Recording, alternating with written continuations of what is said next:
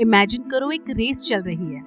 एक तरफ दुनिया का पुराना चैंपियन चाइना और दूसरी तरफ एक नया एंड एनर्जेटिक कंटेंडर यानी कि इंडिया। 30 साल तक चाइना ने दुनिया की इकोनॉमी को डोमिनेट किया, हर जगह सिर्फ मेड इन चाइना। लेकिन 2025 में पहली बार दुनिया की हेडलाइंस बदल गई। India is the fastest growing major economy of the world. Question ये है, क्या इंडिया सच में चाइना को चैलेंज कर रहा है या ये सिर्फ एक इल्यूजन है? आज के कुछ मिनटों में हम इस कहानी को एकदम सिनेमैटिक स्टाइल में डिकोड करेंगे, हीरोज, विलियन, स्ट्रगल्स और फ्यूचर ट्विस्ट के साथ। 1991 का इंडिया याद करो, लाइसेंस राज, बेकार इंफ्रा, देश में पैसा भी कम और कॉन्फिडेंस उससे भी कम। लेकिन फिर रिफॉर्म आए और कहानी बदलनी स्टार्ट हुई।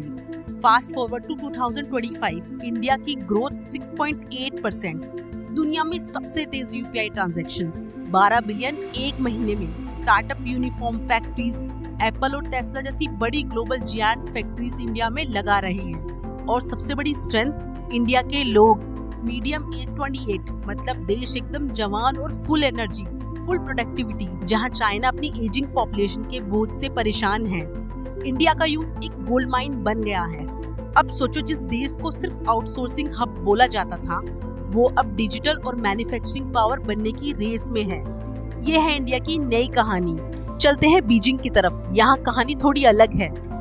टाइम था जब चाइना हर साल डबल डिजिट ग्रोथ कर रहा था, हर तरफ factories, highway, high speed trains. लेकिन अब ग्रोथ 2025 में सिर्फ 4.5%। अब बात करते हैं प्रॉपर्टी मार्केट की, जो कभी उनका ग्रोथ इंजन था।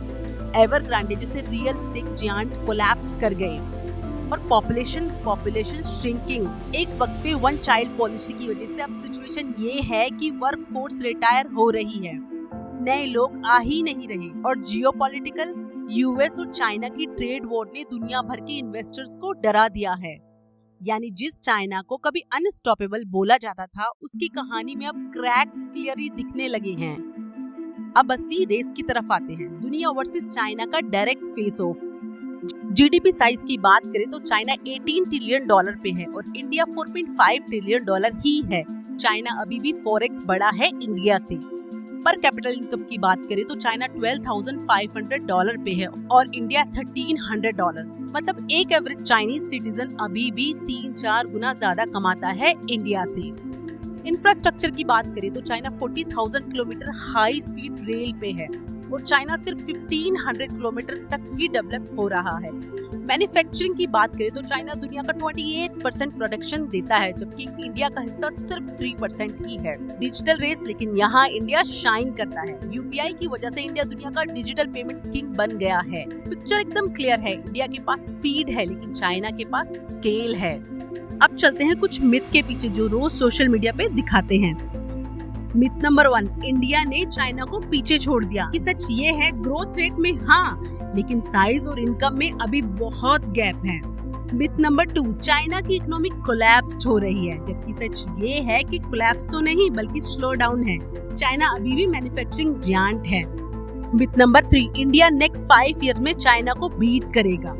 सच, रियलिटी 20 to 25 इयर्स लगेंगे अगर इंडिया ये स्पीड मेंटेन रखे तो दोस्तों कहानी फिल्मी है। एक तरफ चाइना का बड़ा एम्पायर जो धीरे धीरे क्रैक दिखाने लगा है, दूसरी तरफ इंडिया जो रॉकेट की तरह ऊपर उठ रहा है।